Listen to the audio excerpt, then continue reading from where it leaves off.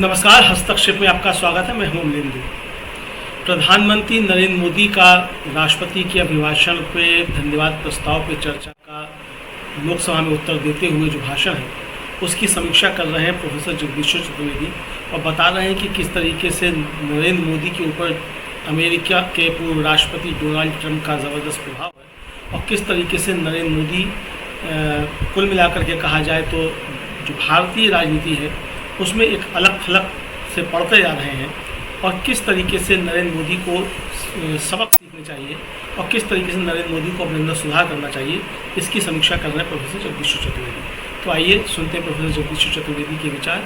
यदि आपने हमारा चैनल अभी तक सब्सक्राइब नहीं किया है तो इसको सब्सक्राइब कर लीजिए, ज़्यादा से ज़्यादा इसको लाइक और शेयर कीजिए और कमेंट करके इस पर चर्चा पर, इस संवाद पर अपनी राय भी अवश्य बताइए।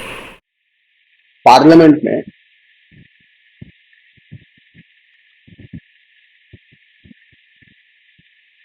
नरेंद्र मोदी ने राष्ट्रपति के अभिभाषण पर जो बहस हुई उसके समापन में अपना वक्तव्य दिया।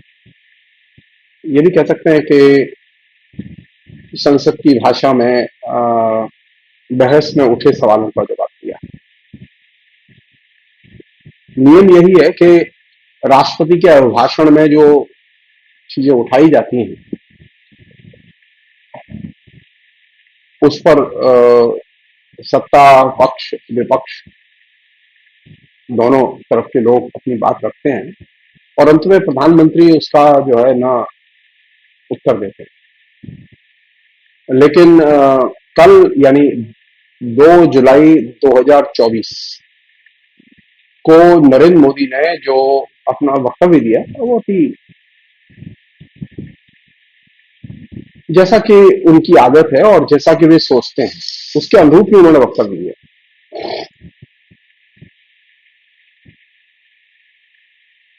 लेकिन उन्होंने बहस में जो सवाल उठे उनमें से किसी का जवाब नहीं दिया। परंपरा यही है कि संसद की बहस में जो प्रश्न उठते हैं उनका प्रधानमंत्री जवाब देते हैं, जो राजनीतिक सवाल उठते हैं उनका जवाब देते हैं और ये परंपरा बहुत ही पुरानी परंपरा है। लेकिन नरेंद्र मोदी ने एक ऐसी परंपरा शुरू की है जिसका कि किसी भी किस्म की संसदीय मर्यादा और परंपरा से कोई संबंध नहीं है। वो ये कि बहस में आप कुछ भी बोलिए, कोई भी सवाल कीजिए, लेकिन मैं बहस के में उठे सवालों का जवाब नहीं दूंगा। सारे देश में प्रधानमंत्री भाषण देते हुए घूम रहे हैं, संसद में भी कल भाषण दे रहे थे, लेकिन उन्होंने विपक्ष के नेताओं के द्वारा जो सवाल उठाए गए उनमें से किसी भी सवाल का जवाब नहीं दिया और ये अपने आप में एक विलक्षण चीज है। इससे पता चलता है कि प्रधानमंत्री संसद को एकदम गंभीरता से नहीं लेते।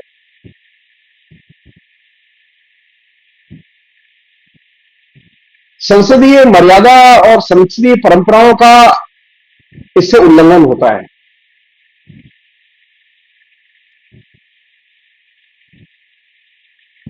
अब प्रधानमंत्री ने एक लंबा चौड़ा भाषण दिया जिसमें कि उन्होंने तरह तरह की रंग बिरंगी बातें कही और उन रंग बिरंगी बातों का उनकी भाषा में तो कोई उत्तर नहीं हो सकता।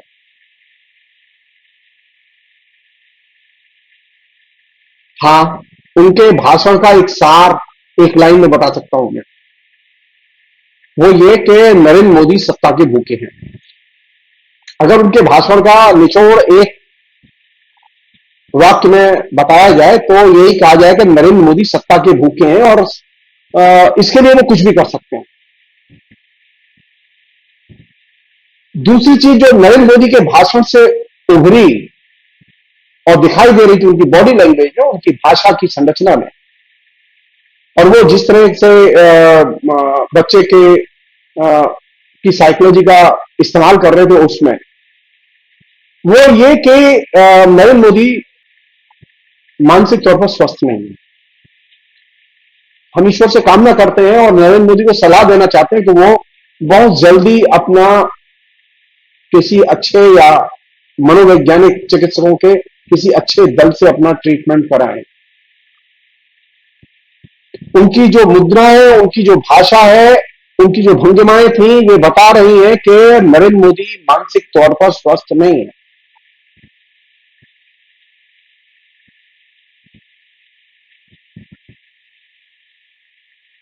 उनकी मुद्रा और उनकी भाषा बता रही थी कि नरेंद्र मोदी दिमागी तौर पर परेशान है।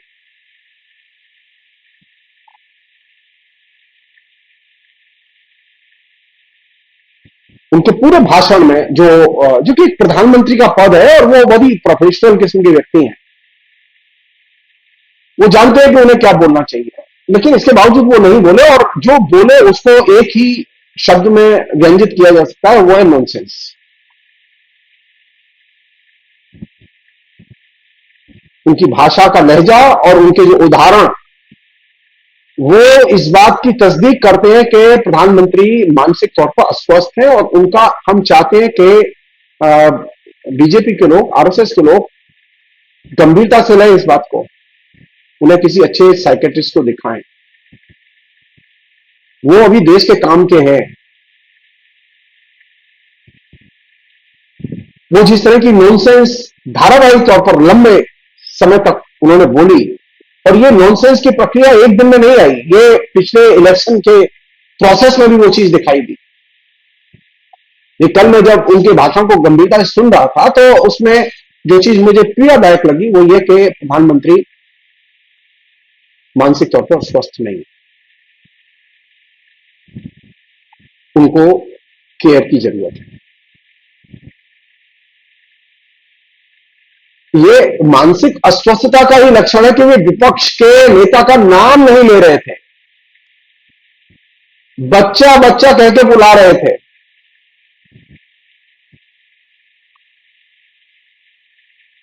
अगर वो राहुल गांधी को विपक्ष के नेता के तौर पर संबोधित करते और उनकी हर बात का खंडन करते तो कोई दिक्कत नहीं थी इसमें,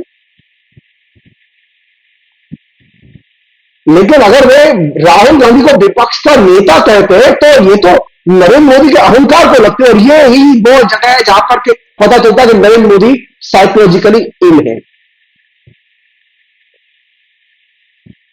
मानसिक अस्वस्थता के कारण ही वे संसद में विपक्ष के नेता को नाम देकर नहीं पुकार रहे थे,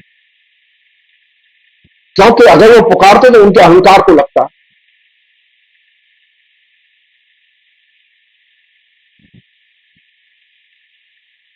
दूसरी चीज जो कि बहुत ही महत्वपूर्ण चीज है वो ये कि नरेंद्र मोदी का जो भाषण है वो अब तक के प्रधानमंत्रियों के भाषण की और संसद की परंपरा के एकदम बाहर जाके है।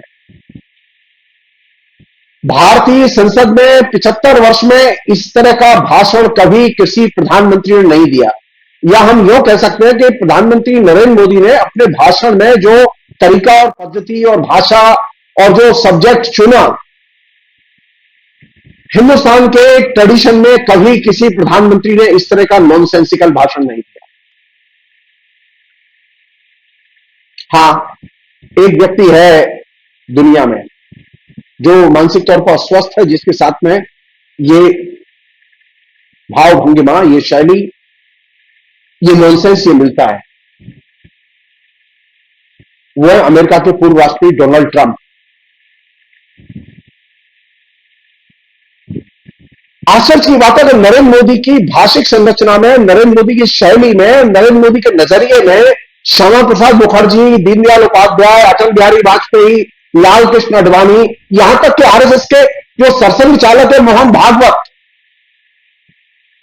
उनकी भाषा और उनके गुण भी व्यंजित नहीं हो रहे थे, बल्कि एक ही व्यक्ति के गुण और भाषा और शैली व्यंजित हो रही थी, जिसे हम लोग कहते हैं डोनाल्ड ट्रंप। तो कल जो संसद में नरेंद्र मोदी का रूप देखा, वो नरेंद्र मोदी एक तरह से डोनाल्ड ट्रंप की डुप्लीकेट कॉपी कर रहे थे।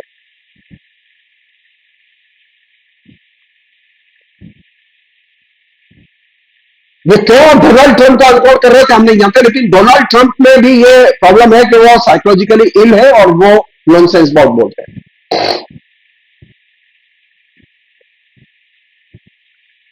जो मानसिक तौर पर अस्वस्थ होते हैं उनकी दिक्कत यह होती है कि वे सामाजिक यथार्थ को डिस्टॉर्ट करके देखते हैं।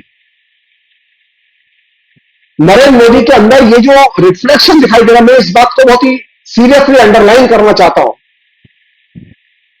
वे जब कल भाषण दे रहे थे तो वह बार बार रियलिटी के हिस्सों को डिस्टॉर्ट कर रहे थे, हिंदुस्तान के यथार्थ को डिस्टॉर्ट कर रहे थे, वो विपक्ष के नेता को डिस्टॉर्ट कर रहे थे। ये जो यथार्थ को विकृत करके देखने की जो पद्धति है, दृष्टि है, ये मानसिक अस्वस्थता का लक्षण है। मानसिक अस्वस्थता का यह भी लक्षण है कि जब आदमी या नेता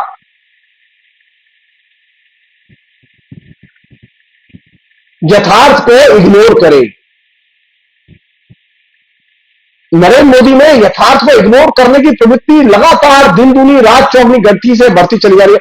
2014 में जब वो प्रधानमंत्री बने, उसके पहले के उनके भाषण, उनमें जो रिफ्लेक्शन है यथार्थ का वो, और 2014 के बाद जब वो प्रधानमंत्री पद पर आ गए, उसके बाद जो उनके भाषण है उनमें, और कल जो भाषण है वो तो क्लाइमैक्स है हिंदुस्तान की रियलिटी के इग्नोरेंस का, हिंदुस्तान के यथार्थ के इग्नोरेंस का। ये क्लाइमैक्स है कि हिंदुस्तान में अभी भयानक बेरोजगारी है, लेकिन नरेंद्र मोदी ये महसूस ही नहीं करते कि बेरोजगारी है। इस तरह की इग्नोरेंस तो ये स्वस्थ आदमी के लक्षण नहीं है।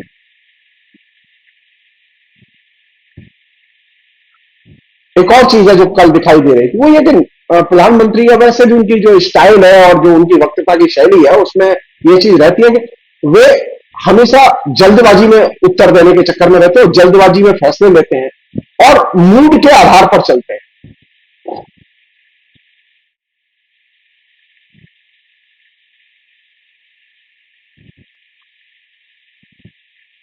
मैं प्रधानमंत्री के ऊपर लिख पा रहा हूं और संभवतः हिंदी में मैं अकेला लेखक हूं जो कि मैंने सबसे ज्यादा लिखा है प्रधानमंत्री के ऊपर, और मैं आज से नहीं लिख रहा हूं। वो जब प्रधानमंत्री तब से नहीं लिखा हूं, वो गुजरात के जो मुख्यमंत्री थे मैं तब से लिखा हूं उनके बारे में, उनके चरित्र के बारे में, उनके पॉलिटिकल बिहेवियर के बारे में। मेरी 3 किताब आ चुकी है उनके ऊपर।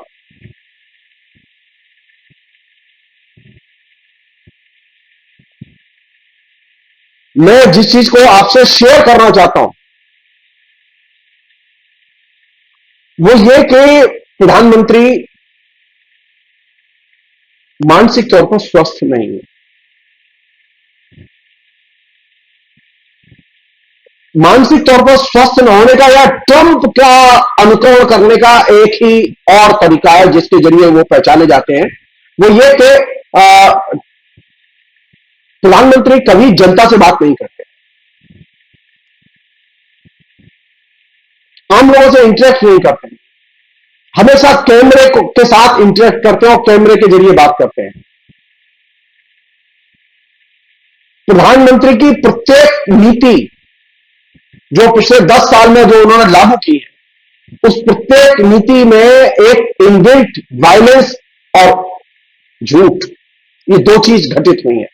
वो नीतियां जब लागू हुई है तो हिंसा घटित हुई है।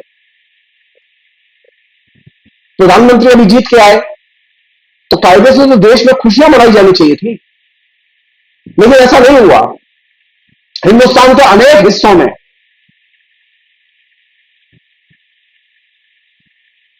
मुसलमानों के ऊपर हमले हुए, मुसलमानों के घर तोड़े गए, मुसलमानों को गिरफ्तार करके बंद किया गया। हम नहीं समझ पा रहे कि प्रधानमंत्री की जीत का परिणाम हिंसा कैसे होती है। अरे जीत का परिणाम तो मिठाई बंटनी चाहिए, मुसलमानों को भी मिठाई मिलनी चाहिए, ईसाइयों को भी मिलनी चाहिए, हिंदुओं को भी मिलनी चाहिए, लेकिन यह कौन सा तरीका है कि जब प्रधानमंत्री जीत कर आए, प्रधानमंत्री पद की शपथ लें, तो मध्य प्रदेश, उड़ीसा, राजस्थान, इन सब जगहों पर दंगे हो, मुसलमानों के घर जलाए जाए या उन पर हमले किए जाए या उन निर्दोष लोगों की गिरफ्तारी की जाए। आप याद कीजिए, जब नोटबंदी लागू की थी तो उसका परिणाम क्या निकला था। जब किसानों के 3 दिन लागू किए तो उसका परिणाम क्या निकला था। उसका परिणाम यह निकला था कि 750 किसान मर गए, शहीद हो गए।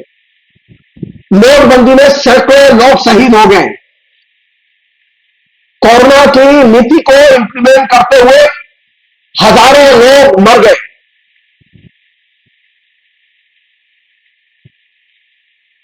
जम्मू कश्मीर में 370 की नीति को हटाते हुए, 370 की धारा को हटाते हुए इसको जो लागू किया, उसमें अनेक लोग, निर्दोष लोग मर गए। तो नरेंद्र मोदी की किसी भी नीति का जब कार्यान्वयन होता है, जब क्रियान्वयन होता है, तो उसके क्रियान्वयन का परिणाम यह है कि वहां वायलेंस होता है। कल बहुत ही अफसोस की बात है कि प्रधानमंत्री ने सबक नहीं लिया है इससे। कल के भाषण में अगर मुझसे पूछे तो सबसे खतरनाक चीज कौन सी थी? कल के भाषण में नरेंद्र मोदी अपनी नॉनसेंस करते करते, नॉनसेंस बोलते बोलते वे धमकी की भाषा में बोलने लगे। संसद में प्रधानमंत्री धमकी की भाषा का प्रयोग करे, यह पहली बार देखा गया।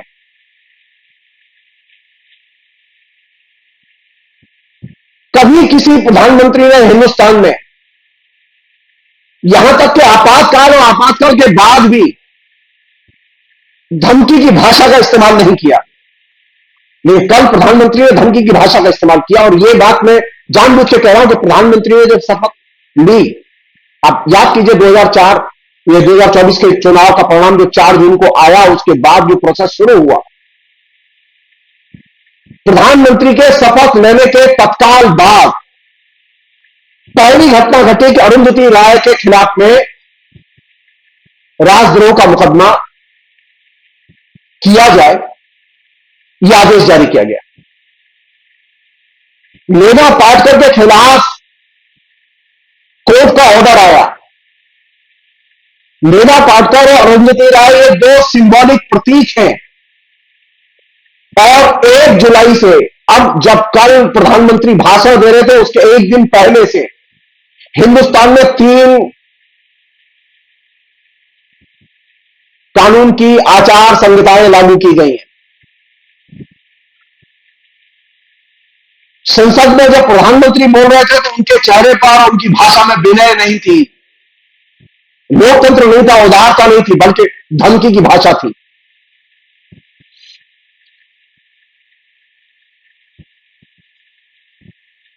और वो भाषा कैसी, शैली कैसी थी, जिसे हम लोग कहते हैं अपनी शैली में इंजेक्शन शैली। और ये इंजेक्शन शैली वो अपने अनुयायियों में बहुत इस्तेमाल करते हैं। बल्कि प्रधानमंत्री की भाषा का प्रदर्शन देख के, उनके भाषण को देख के दुख हो रहा था कि मंच पर बैठा हुआ लोकसभा का स्पीकर आनंद ले रहा है। आप स्पीकर की भंगिमाएं देखिए। अरे किसी भी वक्ता के भाषणों में रस लेने का स्पीकर का मतलब नहीं है, क्योंकि स्पीकर रस ले रहा है।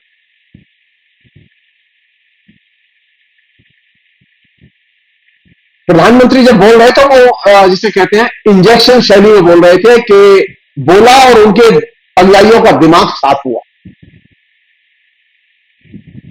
और उनके अनुयायियों के दिमाग में वो भाषा चली गई।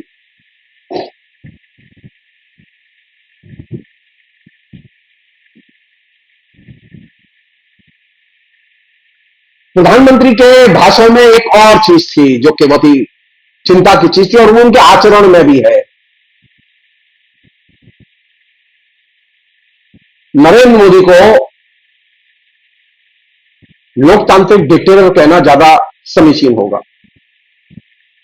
और ये जो लोकतांत्रिक डिक्टेटर का उनका जो भाव है और उनकी जो बने रहिए, परिचर्चा अभी जारी है।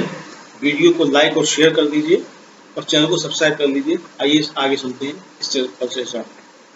है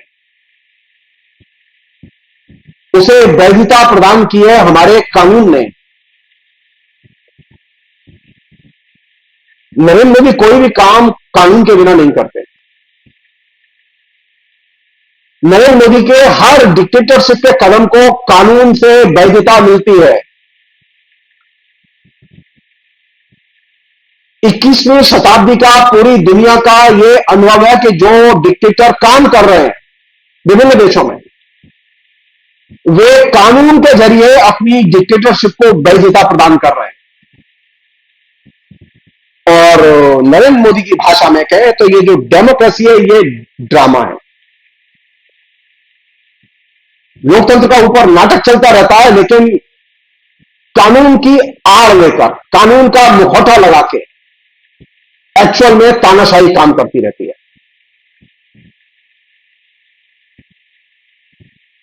और जो नरेंद्र मोदी का जो मॉडल है उसकी एक और खूबी है जो कि सामने आ रही है, वो भाषण में भी थी और वो उनके आचरण में भी है, उनके 10 साल के काम में भी है। नरेंद्र मोदी ने क्या मॉडल दिया है मुझे, इस देश को? नरेंद्र मोदी ने मॉडल दिया है विकास, एक हम डेवलपमेंट कर रहे हैं और एक तरफ कानून। सो विकास और कानून के, एक हाथ में कानून है और एक हाथ में विकास है, और दिमाग में, आचरण में, राजनीति में, सत्ता में डिक्टेटरशिप।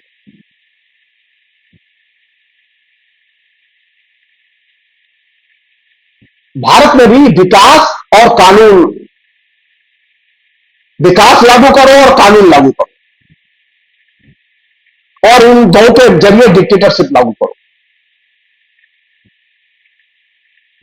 और इसके बहाने वे पूरी की पूरी न्यायपालिका को जो कि निष्पक्ष थी उसे उन्हें निष्पक्ष नहीं रहने दिया।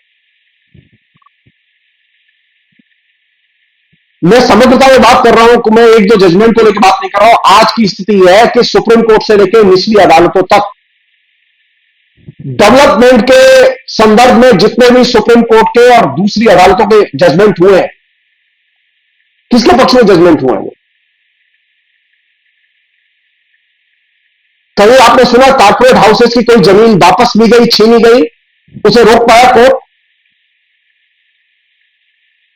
कोर्ट रोक पाया कि औने पौने दाम पर अयोध्या में लोगों की जमीन छीन ली गई? मंदिर बनाने का आदेश दिया गया था, अयोध्या बनाने का आदेश नहीं दिया था सुप्रीम कोर्ट ने, लेकिन सुप्रीम कोर्ट ने संज्ञान नहीं लिया।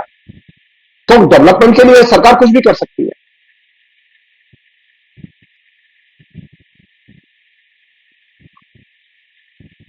आपने 1000-1500 करोड़ रुपया आपने बांट दिया लोगों में, और आपने मान लिया कि इससे अब अयोध्या को खरीदने का आपको राइट मिल गया।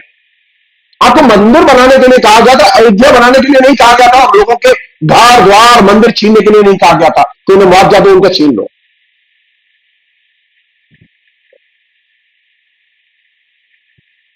विकास और कानून ये दो औजार हैं नरेंद्र मोदी की डिक्टेटरशिप के, जिसके आवरण में वे अपनी डिक्टेटरशिप को वैध बना रहे हैं।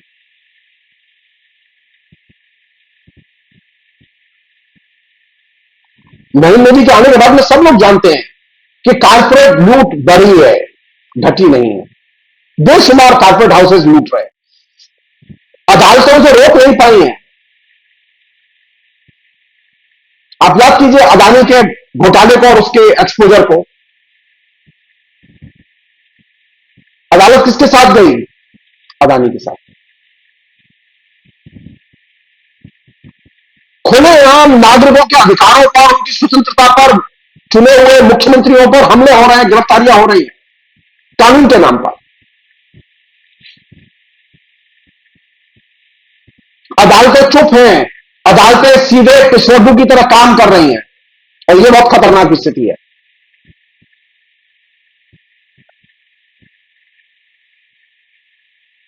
अदालतें सरकार की डिमांड पर काम कर रही हैं। सीबीआई कहती है हमें 15 दिन के लिए रखना है, 15 दिन रखो। ईडी कहती है हमें 1 महीना रखना है, 1 महीना रखो। अदालत को कोई चिंता नहीं। आप कल्पना कीजिए एक मुख्यमंत्री जो कि झारखंड के मुख्यमंत्री है, जो अभी जेल से निकल के आए हैं जमानत पर, 5 महीने तक रखे जाने के बाद झारखंड उच्च न्यायालय का ये आदेश है, ये ऑब्जर्वेशन है कि उनके खिलाफ कोई प्रमाण नहीं। तो एक मुख्यमंत्री को तो आपने ठूस दिया जेल में बिना प्रमाण के।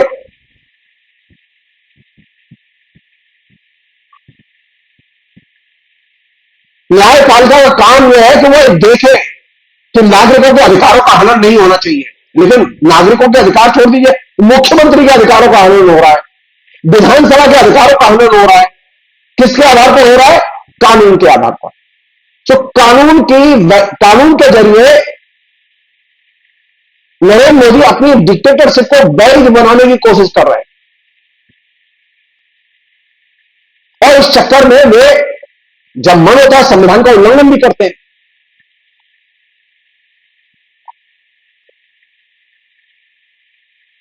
सवाल यह कि लोकतंत्र जनता के अधिकार का शासन है या कानून का शासन है?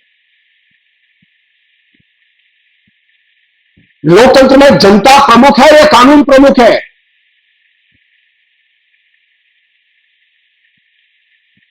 न्यायपालिका से लेकर नरेंद्र मोदी तक सारे लोग कानून के शासन को लागू करने में लगे हुए। इसके चलते जनता के अधिकारों की अवहेलना हो रही है, उनका उल्लंघन हो रहा है, उनका हनन हो रहा है और जनता के अधिकारों पर हमले हो रहे हैं। और कानून के शासन के नाम पर नरेंद्र मोदी और उनकी सरकार लगातार झूठ बोल रही है और प्रोपेगेंडा कर रही है।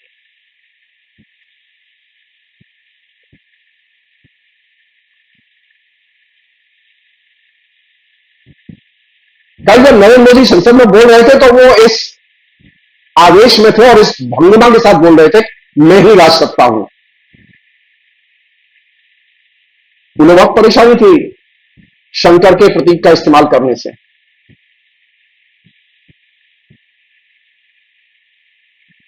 नरेंद्र मोदी अपने को मसीहा के तौर पर पेश कर रहे थे और जब वो मसीहा के तौर पर पेश कर रहे थे तो वो जाने अनजाने हिटलर के तरीके का इस्तेमाल कर रहे थे। हिटलर अपने सामने भगवान को बौना समझता था।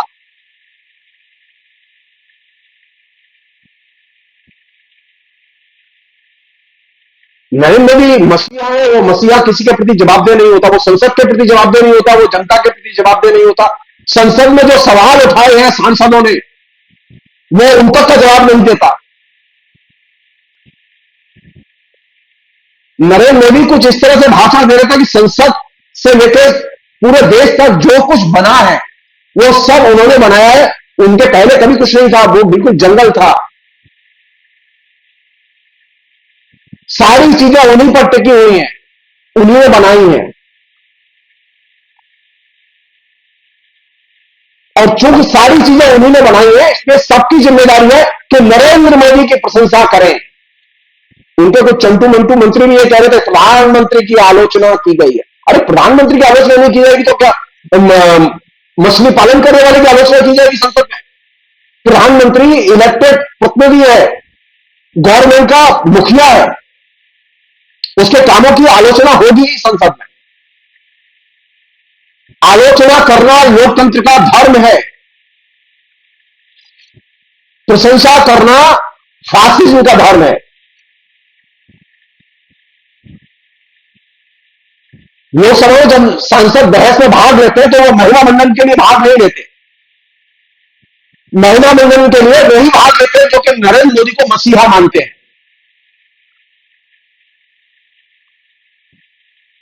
नरेंद्र मोदी जब अपने को जो अपना उन्होंने ढांचा बनाया, जो उनका भाषण अगर हम उसकी स्क्रिप्ट ध्यान से पढ़े तो वो अपने को एक तरह से मसीहा और मास्टर की तरह या किंग मेकर की तरह, राष्ट्र निर्माता की तरह पेश कर रहे थे, जबकि हकीकत यह कि उन्होंने कोई काम नहीं किया। उन्होंने कोई भी ऐसा काम नहीं किया है जो उल्लेखनीय हो। नरेंद्र मोदी कल कह रहे थे ना, करप्शन के हजारों करोड़ के करप्शन के, अरे हजारों करोड़ का करप्शन तो आपकी नाक के नीचे हो रहा है, आप किसी को गिरफ्तार ही नहीं कर रहे। सारा मीडिया और इंटरनेट भरा हुआ है ये नेशनल टेस्टिंग एजेंसी के द्वारा टेस्ट कराए गए टेस्ट और इसके जरिए जो लूट हुई है, अरबों खरबों की लूट हुई है हिंदुस्तान के नौजवानों की।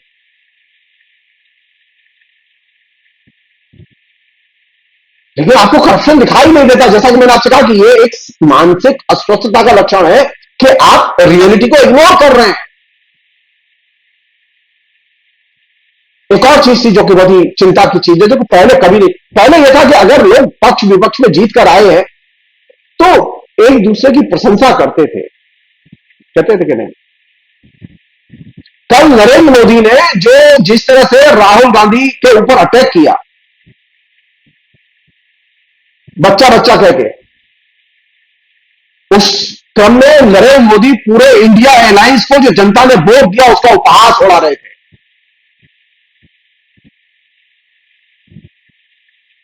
और इनडायरेक्टली इंडिया एलायंस को दिए गए वोट का, जिस जनता ने वोट दिया उसके ऊपर हमले कर रहे हैं।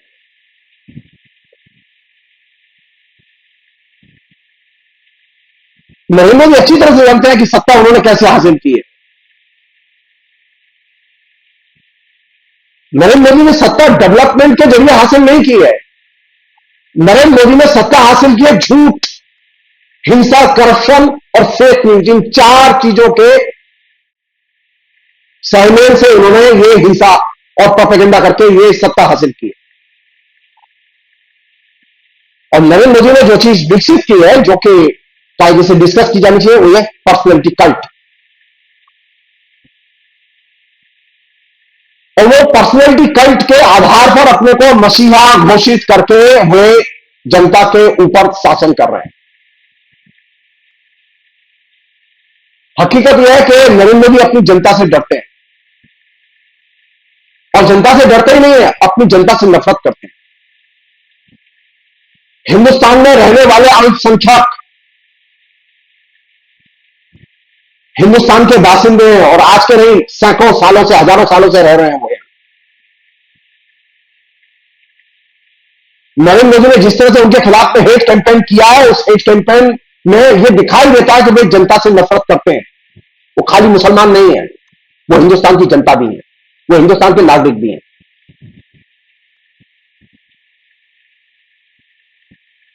नरेंद्र मोदी की पूरी शैली क्या है? नरेंद्र मोदी की पूरी शैली है कि देखा मैं कितना कठोर हूं, मैं कितना सख्त हूं, और अगर तुम जिंदा रहना चाहते हो ना, जो कि वो इलेक्शन के पहले करते रहे, 2019 के बाद उन्होंने पूरे 5 साल यही किया।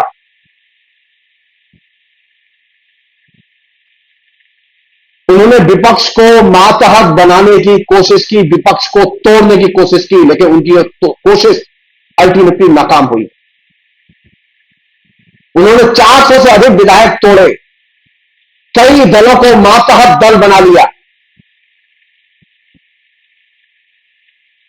मातहत बनो, नहीं तो दंडित करूंगा, केस लगाऊंगा, नहीं तो भयभीत करूंगा।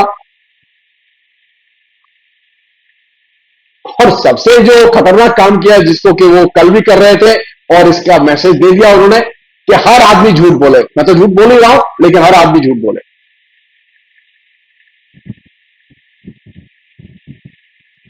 हर कोई समझ सकता है कि नरेंद्र मोदी कल संसद में जो बोल रहे थे, उसमें उनका अधिकतर हिस्सा झूठ से भरा हुआ था।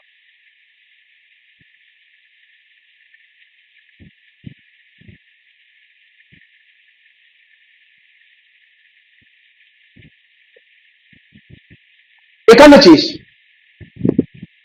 नरेंद्र मोदी ने क्या किया है, उनसे पूछा जाना चाहिए। नरेंद्र मोदी ने तानाशाहों की तरह एक बहुत महत्वपूर्ण काम किया है। तानाशाहों की खूबी रही है सारी दुनिया में कि वे अपने को सजाने संवारने पर सबसे अधिक खर्च करते रहे, अपने ऊपर निजी तौर पर सबसे समय खर्च करते रहे। वे अकेले ही फैसले लेते रहे और चाहते हैं कि जनता उनके फैसलों का सम्मान करे और स्वागत करे और महिमा मंडन करे।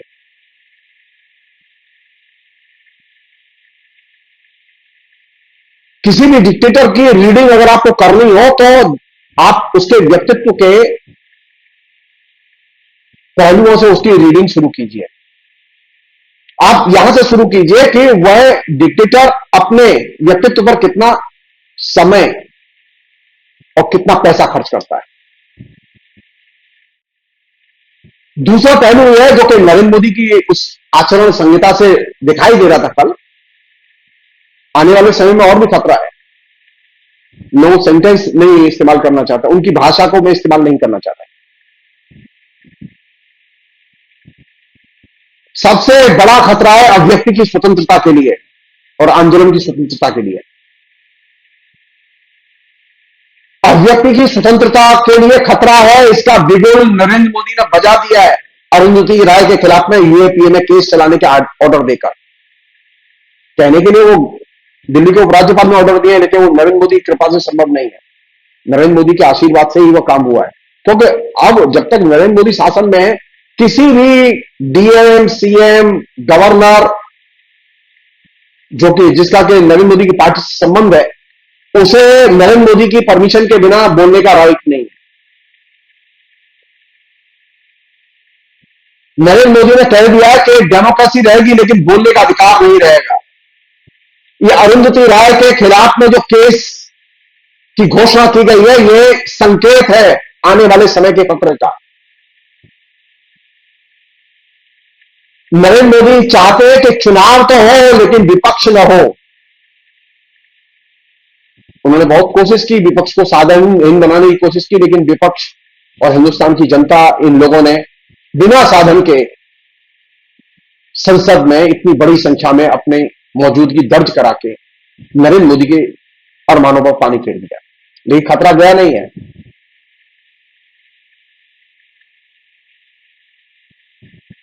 एक और चीज, और महत्वपूर्ण चीज, नरेंद्र मोदी ने जिस पर्सनैलिटी कल्ट को डेवलप किया है, उस पर्सनैलिटी कल्ट से या मोदी कल्ट से जनता का एक बड़ा हिस्सा, और खासकर हिंदी भाषी क्षेत्र की जनता का बड़ा हिस्सा आज भी प्रभावित है। नरेंद्र मोदी के या बीजेपी के वोटों में मात्र 1% की गिरावट आई है, ध्यान रखें हम लोग।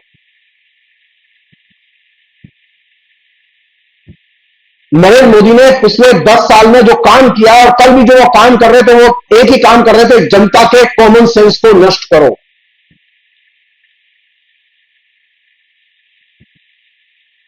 जनता के कॉमन सेंस को नष्ट करके वे एक चीज पैदा करना चाहते हैं कि जनता अब यथार्थ न देखे, अपने जीवन के बारे में न सोचे, वह सिर्फ वही सोचे जो मोदी सोचते हैं। और जब जनता के कॉमन सेंस को नष्ट कर दिया जाएगा तो जनता को फॉलोअर बनाने में, अनुगामी बनाने में, तोता बनाने में बहुत आसानी होगी। तो अब एक बड़ी संख्या देश में ऐसे लोगों की है, उसमें शिक्षित भी है, अशिक्षित भी है, उसमें सभी रंगत के लोग हैं, जो कि तोते की तरह आरएसएस और भाजपा और नरेंद्र मोदी के बताए हुए रास्ते पर चलते हैं और सोचते हैं। नारे वही लगाती, जनता वही नारे लगाती है जो मोदी लगाते हैं। वो दूसरी बात नहीं सोच। आज मैं देख के आश्चर्य हुआ, एक अखबार के संपादक ने नरेंद्र मोदी के भाषण का अंश छापा फेसबुक पर, मैं नाम नहीं ले रहा हूं उनका। वो देख के बहुत तकलीफ हुई। ये शिक्षित लोग नॉनसेंस को नहीं समझते और कहते हैं कि वो बहुत अच्छा हुआ। मैं उन संपादक महोदय से साफ कहना चाहता हूं कि नरेंद्र मोदी का कल का भाषण एकदम थर्ड ग्रेड भाषण था। नरेंद्र मोदी के भाषण से अच्छा कोई एक लुम्पेन व्यक्ति भी भाषण दे सकता है, वो भी इतना स्तर उसका नहीं गिरेगा। नागरिकों के जब कॉमन सेंस को नरेंद्र मोदी ने नष्ट कर दिया है, शिक्षितों के कॉमन सेंस को नरेंद्र मोदी ने जब नष्ट कर दिया है, तो वैसी स्थिति में आम लोग अपनी सेल्फ सेंसरशिप से काम करने लगते हैं। नरेंद्र मोदी के जो अनुयायी हैं, नरेंद्र मोदी के जो अनुयायी सांसद हैं, बीजेपी के सांसद हैं, वे अब सेल्फ सेंसरशिप के शिकार हैं, तो वे अपने दिमाग से नहीं सोचते। और जब आप सेल्फ सेंसरशिप करते हैं तो आप सिर्फ सेल्फ सेंसरशिप ही नहीं करते बल्कि अपनी इज्जत भी खत्म करते हैं।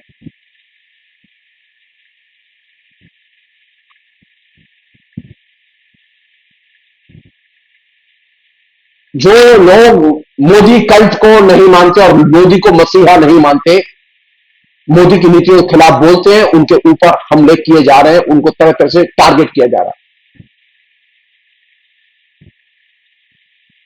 और मोदी के पीछे कौन सा समूह है जो तैयार हुआ है, खड़ा हुआ है?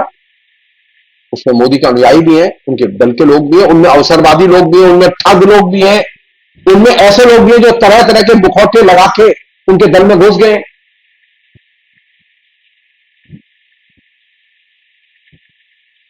तो मोदी के पास में सिर्फ पॉपुलरिटी नहीं है, पॉपुलर तो वो है, मीडिया में पॉपुलर है, वो देश में पॉपुलर है, वो विदेश में भी पॉपुलर है। जो लोग नरेंद्र मोदी के कल्ट में, मोदी कल्ट में विश्वास करते हैं, वे लोग सोच रहे हैं कि नरेंद्र मोदी कोई अब जादू करेंगे और देश की तकदीर बदल जाएगी। नरेंद्र मोदी के कल्ट से प्रभावित होकर पिछले 10 साल से लोग नरेंद्र मोदी के जादुई चमत्कार का इंतजार करते रहे और देश कंगाली के कगार पर पहुंच चुका है। हिंदुस्तान की जीडीपी 9%, 8% से घट के 5.5-6% के बीच में आके टिक गई है। नरेंद्र मोदी को जो संवैधानिक दायित्व दिए गए थे, जो काम उनके जिम्मे सौंपे गए थे, वो उन्होंने काम अभी तक पूरे नहीं किए। और सबसे बुरी बात वो ये कि नरेंद्र मोदी ने एक भी अपना इलेक्शन का वायदा पूरा नहीं किया। नरेंद्र मोदी के पिछले जनता के साथ में पिछले 10 साल में जितने भी वायदे उन्होंने किए थे, उनमें से जनता के साथ किया गया एक वायदा पूरा नहीं किया उन्होंने। क्योंकि नरेंद्र मोदी को लोकतंत्र नहीं चाहिए, अनुयायी तंत्र चाहिए। नरेंद्र मोदी को जनता का शासन नहीं चाहिए, कानून का शासन चाहिए। और यह कानून का शासन डिक्टेटरशिप की जमीन तैयार करता है। और यही वजह है कि नरेंद्र मोदी आज हमारे सामने एक बड़ी चुनौती के तौर पर खड़े हैं। हमें इसे समझना होगा। फिलहाल आशा है ये कार्यक्रम आपको पसंद आया होगा।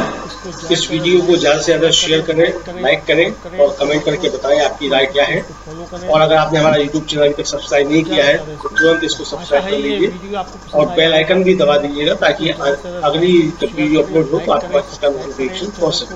और अगर आपने हमारा फेसबुक पेज फॉलो नहीं किया है, फेसबुक पेज को भी फॉलो करें। धन्यवाद।